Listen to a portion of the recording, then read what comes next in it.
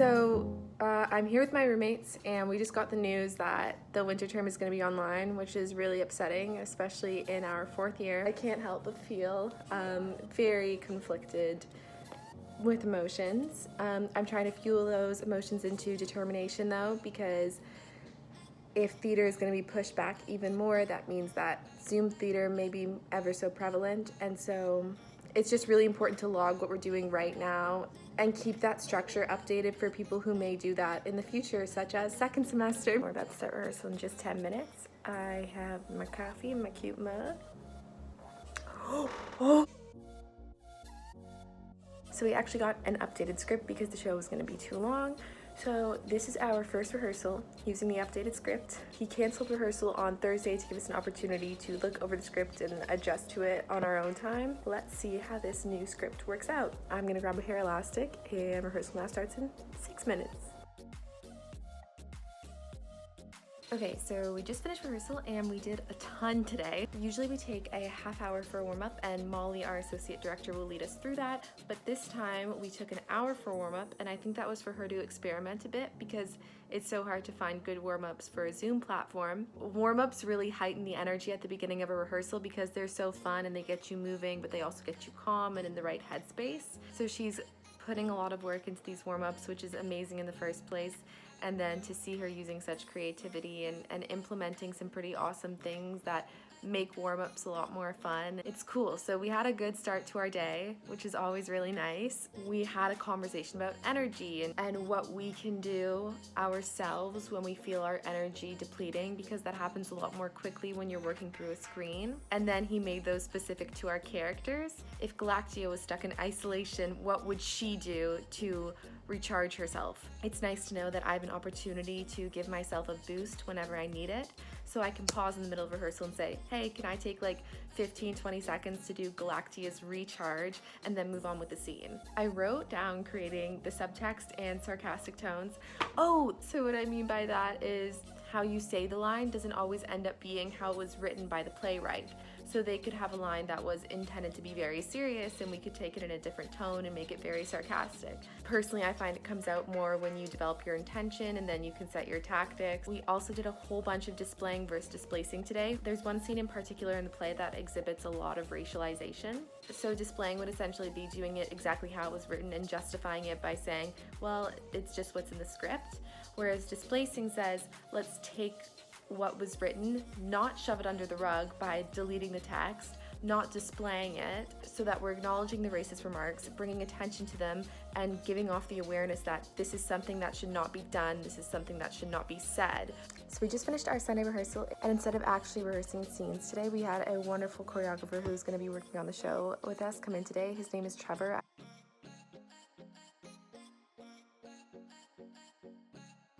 I've previously worked with him and he is amazing, so I was super excited when I heard that he'd be doing this project with us. He's really developmental in the way that he likes us to devise our own movements, and he works very collaboratively. We played a lot with lighting, we played a lot with Zoom visuals. It's surprising to me how many creative things we found throughout the day. It was really cool though. I definitely found it difficult in the beginning, especially just because it's such a change from working in studio to working over a screen. And I was surprised how much we didn't really get on our feet. He was definitely getting us to use what we had right in front of us rather than doing something we would do in studio. So things do almost completely change when you're on a different platform. He also reminded us at the end that this is a learning process for everyone. David's never directed a Zoom theater before, none of us have ever been a part of a Zoom theater before, and so we're literally jumping in the deep end, and it's about having that willingness as an artist to say, I'm gonna take that risk and I wanna do this. So we just finished rehearsal. So one of the scenes that we worked tonight has a lot of strong interjections in it where we cut each other off, and that's obviously really hard to do over Zoom, and it lags sometimes and people's internet connection isn't always the best, so we're trying to rework ways that we can make those work for the sake of the rehearsal process. Scenes that are quick paced and full of interjections like that are often compared to a tennis rally, and so finding that tennis rally over Zoom is quite difficult sometimes, but being able to do it will be very beneficial in the long run. So working on that is extremely important. You might know that I'm a little more brightly lit today. I decided to move my lamp in front of me so people could actually see my face on the Zoom call. I think everyone who works in a theater knows that Sometimes there are just these days when you walk into rehearsal and it's like, you can tell it's gonna be a good day. And so logging onto that Zoom call today, it was like you could tell it was gonna be a good rehearsal. So of course we're going to encounter more challenges, but as for today, I think we're having a really good day, and I'm really proud of everyone for the work that they're putting into it and for the attitude that they're putting forward. It's a pretty amazing thing to see no one falling into this pessimistic way of viewing the process. So we just finished rehearsal and it was honestly lovely tonight. We did so much character work. A lot of emotion was placed on the table, a lot of ideas, a lot of contrast was there. Each character goes through a story, a journey, but it all piles up to make the play exactly what it is.